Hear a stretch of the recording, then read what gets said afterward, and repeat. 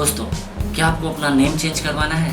Reason हो सकता है कि आपको अपना नाम पसंद नहीं हो, या फिर अपना नाम न्यूमेरोलॉजी या एस्ट्रोलॉजी के हिसाब से रखवाना चाह रहे हो, या फिर शादी के बाद नेम चेंज करवाना चाह रहे हो, या फिर हो सकता है कि आपने अपना धर्म परिवर्तन किया हो और इसलिए अपना नाम चेंज करवाना चाह रहे हो। रीज़न चाहे जितने भी हो, नेम चेंज करने के लिए एक ही डॉक्यूमेंट आपके काम आएगा और वो है गैजेट। गैजेट के थ्रू आप जितने भी नॉन एजुकेशनल डॉक्यूमेंट हैं, जैसे कि Aadhaar card, voter ID card, passport, driving licence, जाति प्रमाण पत्र, इस तरह के डॉक्यूमेंट पर आप अपना नेम चेंज करवा सकते हैं। यदि आप सरकारी नौकरी के लिए अप्लाई कर रहे हैं तो गैजेट पब्लिकेशन के बाद आपके नए नाम को ही कंसिडर किया जाएगा। बस एजुकेशनल सर्टिफिकेट्स के साथ गैजेट की एक कॉपी प्रोवाइड करनी पड़ेगी। गैजेट है ना कमाल की चीज़। तो चलिए आज की वीडियो में सीख लेते हैं कि नेम चेंज के लिए गैजेट अप्लाई कैसे किया जाता है। हेलो दोस्तों, मेरा नाम आलोक है। ये है आपले सरकार की वेबसाइट। इस पोर्टल पर दो ऑप्शंस दिए गए हैं अप्लाई करने के लिए। Option 1, create user ID and password by verifying UID, यानी कि आधार कार्ड को वेरीफाई करने के बाद ही यहाँ पर यूजर आईडी और पासवर्ड क्रिएट किया जा सकता है। यहाँ आधार के वेरिफिकेशन के लिए ओटीपी आधार से जुड़े रजिस्टर्ड मोबाइल नंबर पर भेजा जाता है।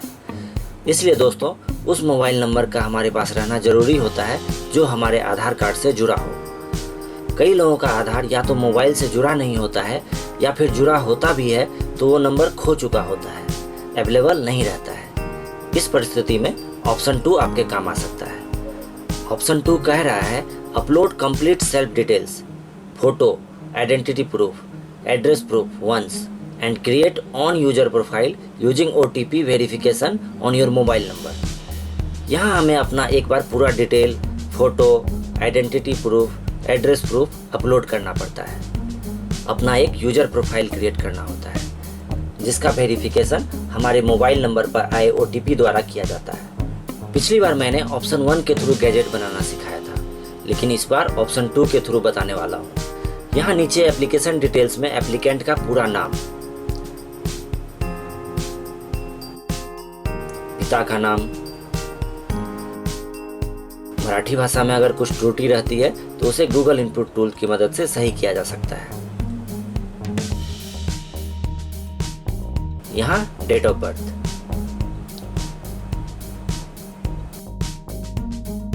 डेट ऑफ बर्थ डालने पर एज अपने आप कैलकुलेट होकर आ जाता है। जेंडर और ऑक्यूपेशन डाल देना है।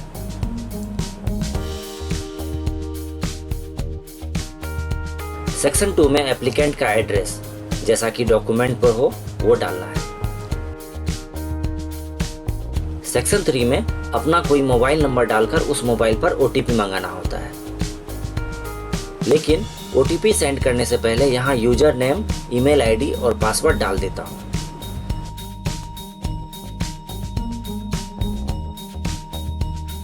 ध्यान रहे, पासवर्ड 0 से 9 में से ही कोई डिजिट होना चाहिए। कम से कम एक लोअर केस कैरेक्टर, एक अपर केस कैरेक्टर, एक स्पेशल सिंबल जैसे कि @ $, % होना चाहिए। और हाँ, पासवर्ड कम से कम 7 और ज़्यादा से ज़्यादा 20 डिजिट का हो सकता है। अब हमें सेंड OTP पर क्लिक करना है। मोबाइल पर एक OTP आ जाएगा, वो OTP इस डब्बे में डाल देंगे। अब सेक्शन 4 में फोटोग्राफ अपलोड करना है। फोटोग्राफ की साइज 5 KB से 20 KB होनी चाहिए और फॉर्मेट JPEG होना चाहिए।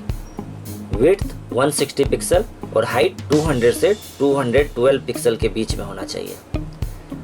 तो एक फ़ोटो अपलोड कर देता हूँ जो इन सब क्राइटेरिया को फुलफिल करता हूँ। सेक्शन 5 में हमें नीचे दिए डॉक्यूमेंट्स में से कोई एक आइडेंटिटी प्रूफ के रूप में अपलोड करना है। डॉक्यूमेंट की साइज 75 KB से 100 KB होना चाहिए। तो मैं पैन कार्ड पर टिक कर लेता हूं और चूज फाइल पर क्लिक कर डॉक्यूमेंट अपलोड कर देता हूं। ठीक इसी तरह सेक्शन 6 में प्रूफ ऑफ एड्रेस अपलोड करना है। तो यहाँ मैं आधार कार्ड पर टिक कर चूज फाइल पर क्लिक कर डॉक्यूमेंट अपलोड कर देता हूँ। अब आई एक्सेप्ट के पास जो छोटा सा बॉक्स है वहाँ टिक कर रजिस्टर बटन पर क्लिक कर देता हूँ। देखिए यहाँ अलर्ट आ रहा है कि प्रूफ ऑफ एड्रेस के लिए जो आपने आधार कार्ड अपलोड किया है उसकी साइज 75 KB से 100 KB के बीच नहीं है, या तो वो 75 KB से कम है या 100 KB से ज़्यादा है। तो इसे सही साइज में करके दोबारा अपलोड कर लेता हूँ और रजिस्टर बटन पर क्लिक कर देता हूँ। इन्फॉर्मेशन आया है कि thanks, you are successfully registered with Aaple Sarkar. साथ में आपका यूजर आईडी, आपका डिस्ट्रिक्ट भी दिया जा रहा है। ओके पर क्लिक कर देता हूँ। ये सब करने के बाद एक बार फिर से हम लोग आपले सरकार के होम पेज पर आ गए। चूँकि मैं यहाँ रजिस्ट्रेशन कर चुका हूँ तो यहाँ अपना रजिस्टर्ड यूजर आईडी, पासवर्ड और अपना डिस्ट्रिक्ट सेलेक्ट कर लेता हूँ और लॉगिन बटन पर क्लिक कर लेता हूँ। देखिए एक नया पेज ओपन हो गया है। यहाँ लेफ्ट साइड में देखिए अलग अलग डिपार्टमेंट्स के नाम आपको देखने को मिल जाएंगे। गैजेट बनाने के लिए यहाँ हमें industries, energy and labour department पर क्लिक करना है। अब यहाँ सब डिपार्टमेंट में सेलेक्ट करना है directorate of government printing and stationery. यहाँ आप अपना धर्म, नाम और डेट ऑफ बर्थ चेंज करने के लिए अप्लाई कर सकते हैं। फिलहाल मुझे नेम चेंज करना है तो यहाँ टिक कर प्रोसीड बटन पर क्लिक कर लेता हूँ।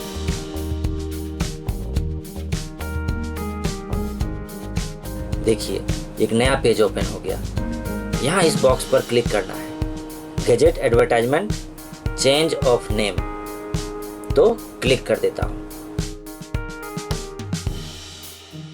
यहाँ कुछ इंस्ट्रक्शंस का पेज आ गया, आप इसे पढ़ सकते हैं। मैं इसे बिना पढ़े ही आई एक्सेप्ट पर टिक कर लेता हूँ। देखिए यहाँ अलर्ट आया है कि प्लीज़ डाउनलोड फॉर्म। यहाँ पहले फॉर्म को डाउनलोड करना होगा तभी हम आगे बढ़ पाएंगे। तो डाउनलोड फॉर्म पर क्लिक कर लेता हूँ। देखिए फॉर्म डाउनलोड हो गया।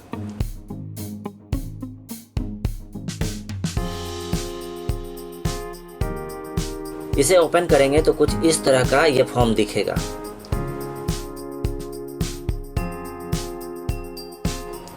इस फॉर्म का प्रिंट लेकर इसे फिल करना है।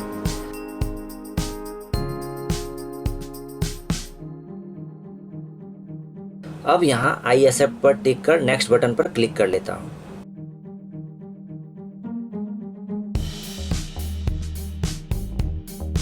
न्यू पेज ओपन हो गया। फॉर्म का कुछ हिस्सा ऑलरेडी फिल्ड है, जो फिल्ड नहीं है उसे फिल कर लेता हूँ। यहाँ एड्रेस, यही एड्रेस गैजेट पर डिस्प्ले होगा। यहाँ पर पुराना वाला नाम भरना है, यहाँ पर नया नाम जिसके लिए आप गैजेट बना रहे हैं। इस बॉक्स में रीजन डालना है कि क्यों आप नेम चेंज करना चाहते हैं। एग्रीमेंट को पढ़कर यहाँ एक्सेप्ट पर टिक कर लेना है। यहाँ एक बार आपको आपका ओल्ड नेम और न्यू नेम दिखाया जा रहा है और साथ में एड्रेस भी दिखाया जा रहा है।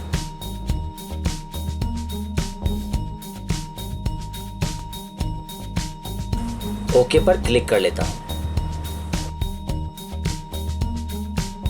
अगर कुछ सुधार की जरूरत हो तो रीसेट बटन पर क्लिक कर नाम को फिर से सुधारा जा सकता है, लेकिन मैंने चेक कर लिया है ओल्ड नेम न्यू नेम दोनों हमने सही डाला है। तो प्रोसीड बटन पर क्लिक कर लेता हूँ।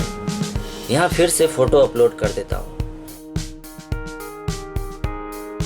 यहाँ फोटो प्रूफ में पैन कार्ड अपलोड कर देता हूँ। एड्रेस प्रूफ में आधार कार्ड अपलोड कर देता हूँ। माइनर्स के केस में बर्थ सर्टिफिकेट या बोनाफाइड लगाया जा सकता है, लेकिन यहाँ एप्लीकेंट माइनर नहीं है तो यहाँ इसकी जरूरत नहीं पड़ेगी। एप्लीकेशन फॉर्म के जगह जो फॉर्म हमने डाउनलोड करके फिल किया था वो अपलोड करना है और फिर अपलोड डॉक्यूमेंट्स पर क्लिक कर देना है। देखिए पेमेंट समरी का पेज आ गया। नेम चेंज के लिए 523 रुपीज़ चार्ज किया जा रहा है। प्रोसीड टू पेमेंट पर क्लिक कर लेता हूँ। आप यहाँ दिए गए ऑप्शंस में से कोई भी ऑप्शन चूज कर पे कर सकते हैं। मैं यहाँ नेट बैंकिंग के थ्रू पे करने वाला हूँ। ऑनलाइन पे करने का प्रोसेस आप लोगों को पता ही होगा। देखिए पेमेंट सक्सेसफुली हो गया। इसकी एक रिसिप्ट आ गई है यहाँ। इस रिसिप्ट को संभाल कर रखना है। इन फ्यूचर इसी रिसिप्ट पर दिए एप्लीकेंट आईडी के थ्रू ही हम गैजेट डाउनलोड कर पाएंगे।